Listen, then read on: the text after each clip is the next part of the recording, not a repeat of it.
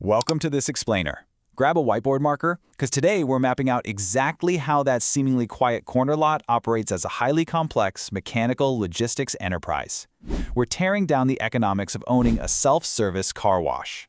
Be honest with me here. Have you ever driven past a self-service car wash on a gorgeous Sunday afternoon and just imagined yourself sitting on a beach somewhere while this automated machine effortlessly collects quarters and digital payments straight from your customers' phones? Right? It looks incredibly simple, practically passive, almost impossible to mess up. You just give them soap, water, a place to park, and bam, the money rolls in. Well, let's hit you with some sticker shock right out of the gate. The global car wash services industry, it is sitting at a staggering valuation of over $34 billion. And within that massive pie, the self-service and express segment holds down more than 40% of all wash volume nationwide. So yeah, this isn't some small-time side hustle. We are talking about a heavily trafficked, multi-billion-dollar asset class. Just to put that into perspective, in North America alone, drivers run their vehicles through commercial washes over 2 billion times every single year.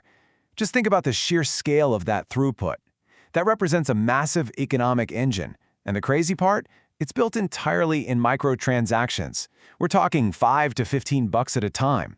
It's a purely volume-driven enterprise generating more annual economic output than literally several small island nations combined. But okay, we need to shatter a major myth right now. The myth is that this is just some passive automated real estate investment. The reality, completely different. Those big headline revenue figures look amazing on paper, for sure, but up to 70% of a self-service car wash's gross revenue can be completely devoured by just two things: fixed utility bills and long-term land leases.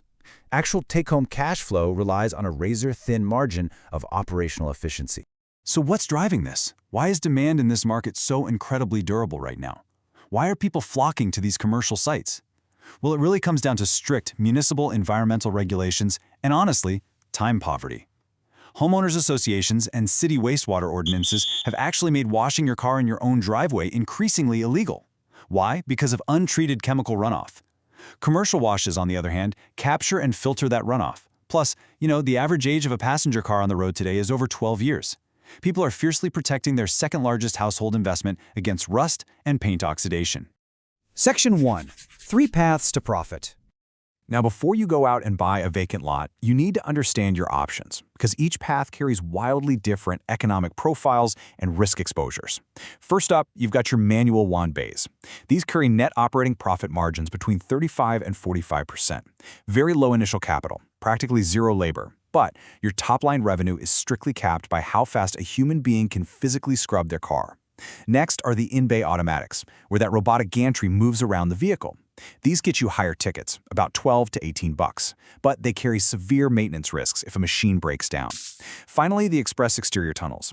These are the institutional heavyweights with conveyor belts and subscription models, yielding 50 to 60% margins, but they demand millions in upfront civil engineering. Section 2. The true cost of entry. All right, so you want to buy a piece of dirt on a busy street and put up a sign? Let's run the math on the grueling financial reality of building a highly typical mid-sized site from scratch, specifically a 4-bay manual and 2-bay automatic hybrid facility. First up is your building construction and concrete foundation work. Keep in mind, this isn't a standard building. It has to be designed to withstand constant, relentless water saturation. At roughly $250 per square foot, the structural work alone is going to cost you right around $350,000. Next, you need the brains and the muscle of the operation. So go ahead and add another $300,000 to $400,000 for the core equipment.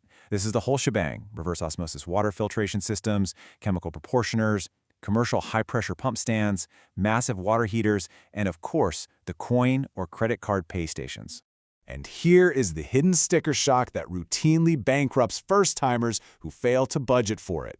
Municipal utility impact fees and sewer tap connection rights for high-volume water discharge can easily hit $75,000 up front. Literally, that is cash out the door before you even get to flip the open sign. So once you tally up the land lease or acquisition, add in $25,000 for initial chemical inventory and signage, and factor in maybe $50,000 in working capital just to float your debt during the ramp-up phase, your total turnkey startup budget lands right between $900,000 and $1.4 million. This is absolutely not a cheap entry-level venture. Section 3. The Mathematics of Throughput. If you strip away all the soap and water, this business is really just a simple math equation. The operational lever that ultimately dictates your survival comes down to revenue, variable costs, and the all-important break-even point.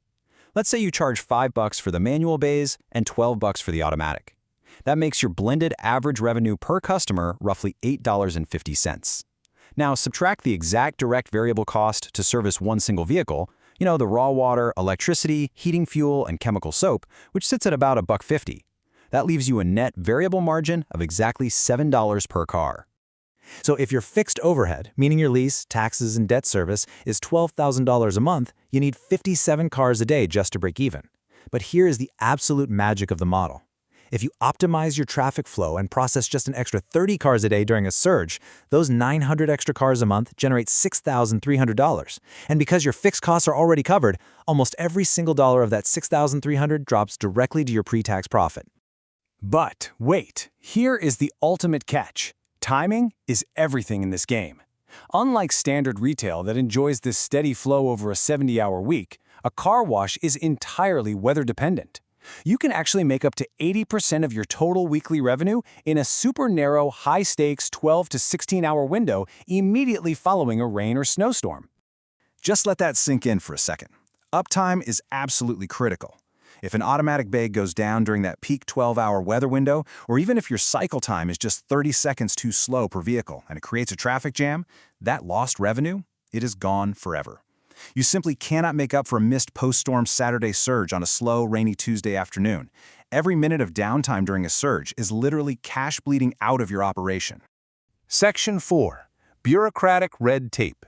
Now, actually entering this space requires navigating a surprisingly dense labyrinth of civil engineering and local zoning laws. Municipal planning boards routinely view car washes with extreme skepticism, and it makes sense, right? It's because of the noise, heavy utility consumption, and traffic stacking. To get approved today, you need a 1/2 to 1 acre lot with high evening commute traffic. Then, you're going to have to pay for acoustic barrier studies and wastewater impact reports. Getting a conditional use permit and that high-volume sewer tap, that can easily take 6 to 18 months, draining tens of thousands in legal and engineering fees before you even break ground. Section 5. The final verdict. All right, let's look at the actual numbers. Because at the end of the day, you aren't doing this for the love of soap, right? You are doing it for the yield. Let's say you have a well-located 6-bay facility averaging 200 cycles a day. That generates roughly $620,000 in gross revenue.